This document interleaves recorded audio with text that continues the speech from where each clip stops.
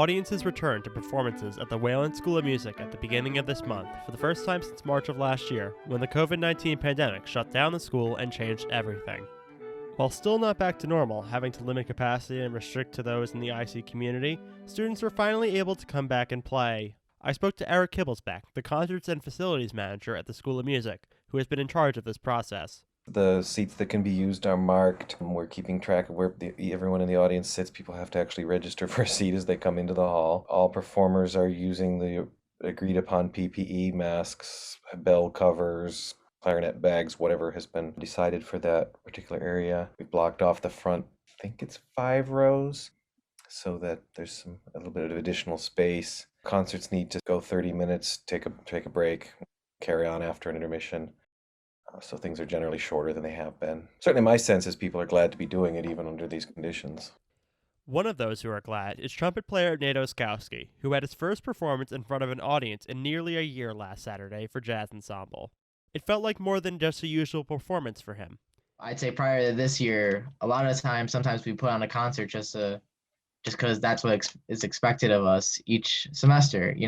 At the end of each block, we put on a concert and that's it. But I feel like after going so long without it, I feel like that concert was more than just making music. It was about sharing music with other people.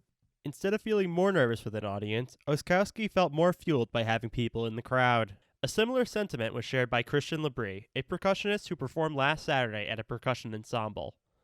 I don't know why, but I actually was way less nervous to perform in front of people than I had been previously. And to be fair, the percussion ensemble concert didn't have a huge turnout, a huge audience. It was only a couple people. I just felt so much energy from being on stage with so many of my friends just to perform live again. I wasn't as nervous as I usually was.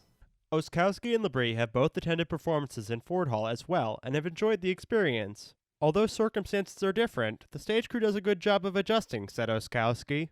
If I'm being honest, there was definitely congestion leaving the concert, but I think that's just because for some people it's their first concert, so they're not used to the fact that they can't just exit wherever they want. The stage crew running the concert, they're very good at politely reminding people watching the concert, like, oh, this is an entrance only, so you can't exit this way, and they kindly usher them to the proper exits. Kibblesbeck says he is fortunate to have amazing crews, but has hung around some performances this semester to see how everything is going. Currently, Ford Hall is open with a maximum of 70 guests from the Ithaca College community, and Hockett Family Recital Hall has a maximum of 30 guests from the Ithaca College community. The general public cannot come to these events, but can still watch via live stream. Kibblesbeck doesn't believe that the number of people allowed in Ford or Hockett will expand, or that it will open to the general public this spring. What I've heard from Associate Dean Waltz and her interaction with the health and safety folks is that we shouldn't anticipate any changes at this time. I just don't think the campus as a whole is going to be allowing folks from the general public to come in this semester, and even including, family or anything like that. That's my understanding of where that is. But of course, if I get different directions, we'll change. But speaking for myself, I'd be surprised if we're able to change much this semester. Oskowski, for one, is glad these current guidelines are in place. If I'm being honest, I was worried that these concerts were going to go max capacity. If I'm being honest, we've been craving live music for so long, I thought it was going to be packed. But then when you actually get up on stage and look out of the audience, it doesn't look that big because everyone's properly spaced out. So big shout out to our facilities manager, Eric Kibblesbeck, for really taking those guidelines seriously. Kibblesbeck is optimistic for the fall semester and beyond, but acknowledges that the COVID-19 situation is still unpredictable.